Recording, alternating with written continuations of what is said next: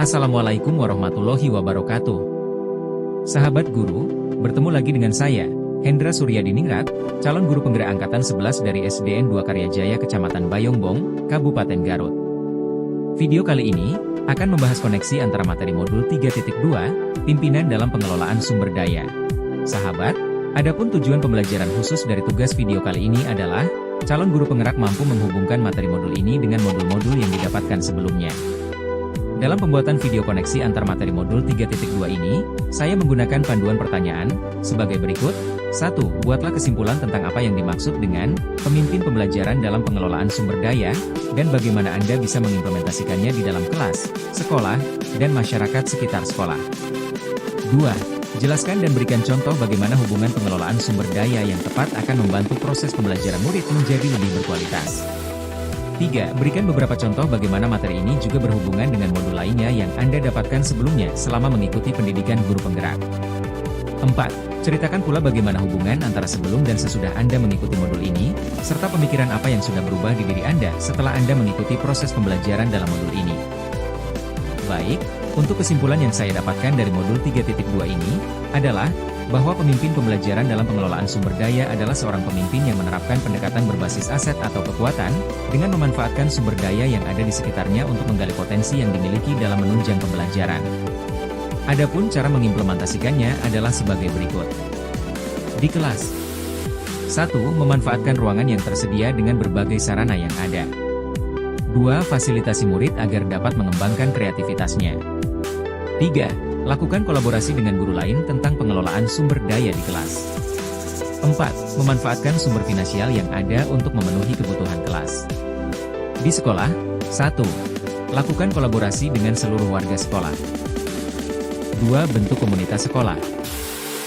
3. Manfaatkan sarana prasarana yang ada. 4. Manfaatkan lingkungan sekolah yang belum diolah.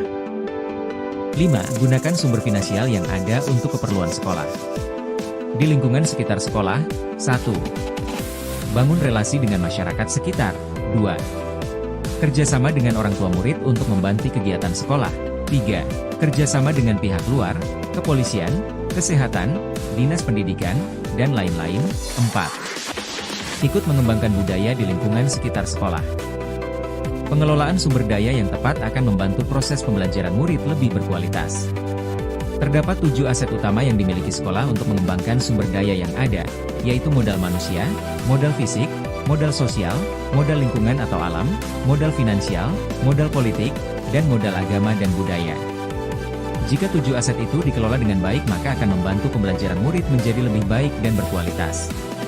Contoh aset, modal manusia, kepala sekolah dan guru yang menjalankan nilai dan perannya sebagai pemimpin serta memaksimalkan pengetahuan dan keterampilannya dalam mengajar akan membuat pembelajaran menjadi lebih berkualitas. Modal fisik, sarana prasarana serta seluruh ruangan di sekolah apabila dikelola dengan baik akan menunjang kegiatan belajar mengajar, sehingga kualitas pembelajaran lebih meningkat.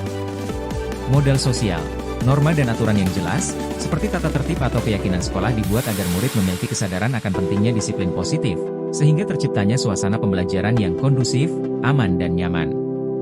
Modal lingkungan, lingkungan yang berada di sekitar sekolah bisa menjadi salah satu sumber belajar yang bisa dimanfaatkan untuk menunjang proses pembelajaran yang kreatif.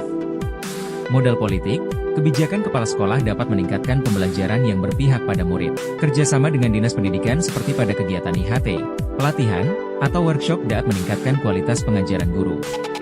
Modal finansial, pemanfaatan dana BOS untuk keperluan sekolah, dapat menunjang proses pembelajaran yang berkualitas di sekolah. Modal agama dan budaya, kegiatan pembiasan di sekolah, berdoa, sholat berjamaah, gotong royong, dan lain-lain, dapat mengubah perilaku murid lebih berakhlak, sehingga pembelajaran akan lebih nyaman dan menyenangkan. Keterkaitan dengan modul lain. Yang pertama, keterkaitan modul 1 dengan modul 3.2. Modul 1.1, guru dapat berperan sebagai pemimpin yang menuntun segala kodrat murid dengan mengembangkan segala potensi yang dimiliki murid. Modul 1.2, sebagai pemimpin pembelajaran, guru dapat mengembangkan keterampilan yang dimilikinya untuk meningkatkan pembelajaran yang berpihak pada murid. Modul 1.3, seorang pemimpin harus berpikir ke depan untuk melakukan perubahan ke arah yang lebih baik dengan berpikir berbasis aset kekuatan. Modul 1.4.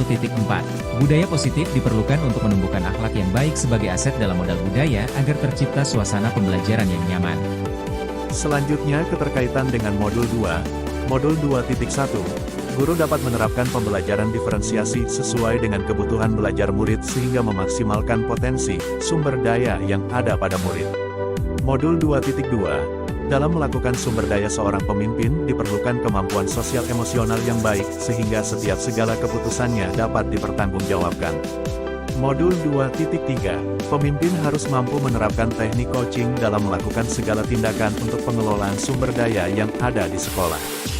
Selanjutnya keterkaitan materi Modul 3.1 dengan Modul 3.2. Dalam melakukan pengelolaan sumber daya seorang pemimpin harus mampu mengambil keputusan berbasis nilai-nilai kebajikan agar diperoleh pembelajaran yang berpihak pada murid untuk meningkatkan kualitas pembelajaran. Selanjutnya, pemahaman sebelum dan sesudah mempelajari Modul 3.2. Sebelum mempelajari 3.2, saya selalu berpikir bahwa aset sekolah itu yang bersifat fisik saja, dan selalu berpikir pada kekurangan dan kelemahan yang dimiliki. Setelah mempelajari Modul 3.2 saya memahami terdapat 7 aset utama yang dapat dikembangkan untuk membangun sekolah, yaitu modal manusia, modal fisik, modal sosial, modal lingkungan, alam, modal finansial, modal politik, modal agama dan budaya. Seorang pemimpin harus memiliki pendekatan berpikir berbasis aset atau kekuatan untuk dapat mengembangkan potensi yang dimiliki di sekolah. Adapun pemikiran yang sudah berubah dalam diri saya setelah mempelajari Modul 3.2. Terdapat 7 aset utama dalam pengelolaan sumber daya di sekolah.